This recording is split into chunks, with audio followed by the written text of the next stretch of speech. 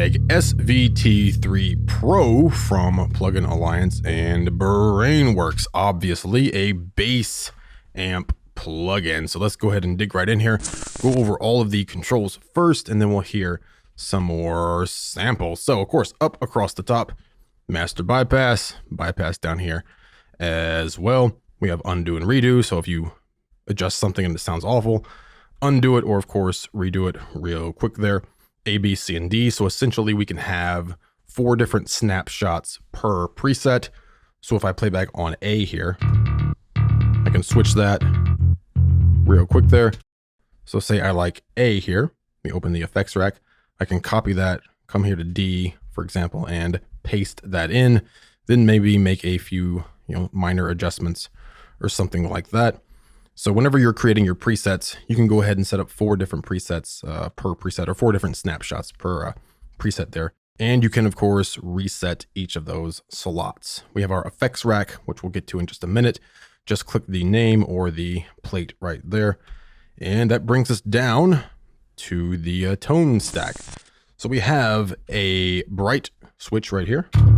Let's play back there. Obviously makes it brighter.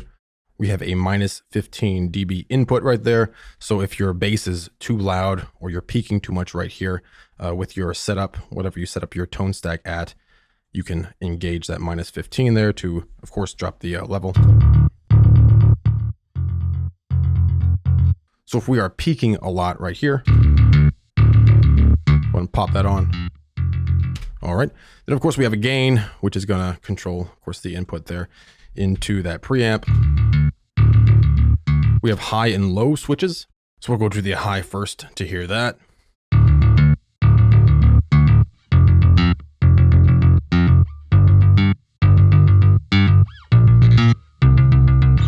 And a low.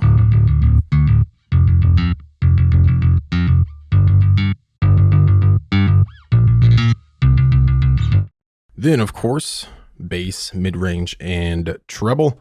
So just adjust these to your preferences.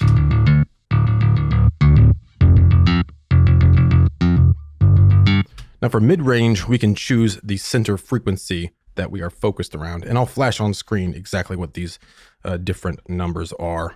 Let's go through these real quick.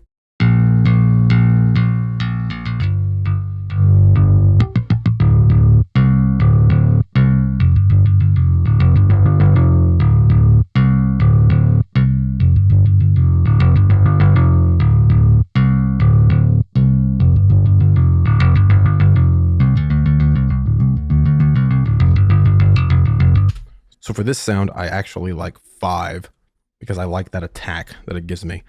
Then of course we have good old treble. Just adjust that to taste. Overall master volume. And then tube gain.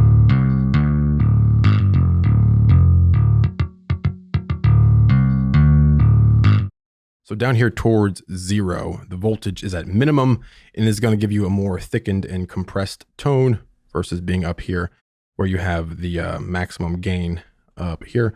And to really hear that, we need to pull down our power soak a bit for our power amp and really drive this, and you'll hear it even more once we pull this up here.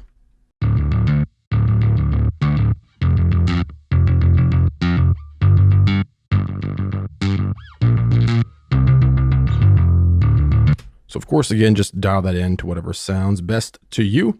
I can control click here on Windows, should be command click on Mac, to default these parameters to their default locations. Then we have a mute, pretty self-explanatory. Then we have an EQ, which you can turn on or off. So of course, set things up however you want.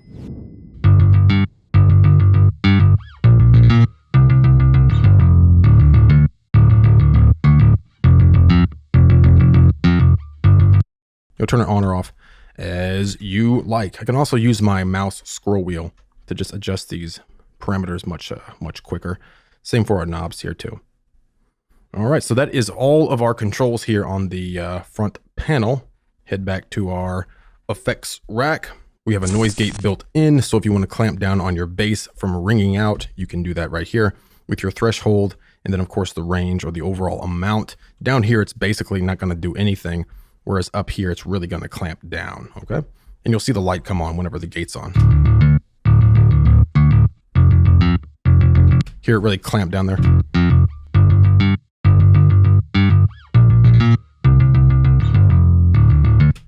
Then we have our tight and smooth filters. We can put these in pre or post. So if your pickups are really boomy, you might want to put this on pre and tighten that up. Or if they're really bright, put this on pre and clamp down on that, or do it post. And we can control the overall low end and top end right here. Put it on pre, just affecting that dry bass sound. Post.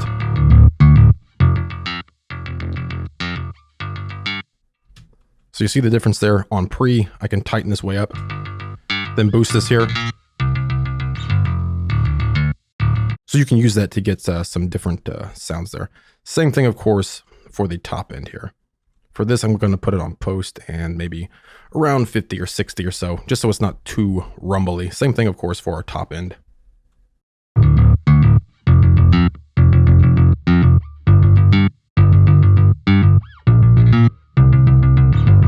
All right, then we have input gain, self-explanatory there. And in general, you're just going to have this on 0, but if you need to compensate for it or you want to drive the input harder, you can do that right there. Then we have a power soak, so we can pull down that overall volume and really soak that power amp for a bit of a different sound. We already kind of heard that a little bit earlier there. Pull this down. Get a bit of a different sound there at a lower volume level. If this was up here, it's going to be really loud now. Just have to pull the gain down, of course. All right, so on to our recording chains. And of course, our recording chains or impulse responses are going to make a gigantic difference to our overall tone. And we have 1 through 26. So if you want to play via a real cab or your own impulse responses, you would choose 27 there. We have the horn emulation right here. And the horn is going to give you a different sort of attack. Then we have our plus and minus to scroll through those really quick. And our auto function that will automatically switch for us while you're playing your bass. So that way it's easier to find the recording chain that you want. Just choose your time, either 1 bar all the way up to 8 bars. So we'll just click auto here. We'll play back. It's going to automatically switch for us here. Say we like that one. So we'll just turn auto off and scroll back to the one that we like. There we go. Horn off. Horn on. All right, so that is all of our controls here on the Ampeg SVT-3PRO. So now we'll go through some of our recording chains and mess around with some of these parameters and hear how this pretty cool and powerful bass amp sounds.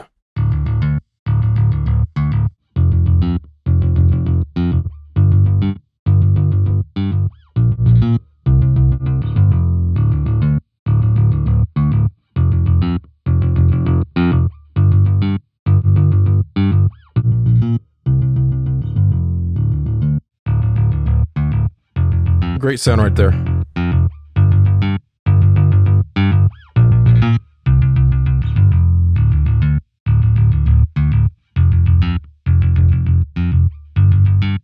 Of course, always use our EQ as well.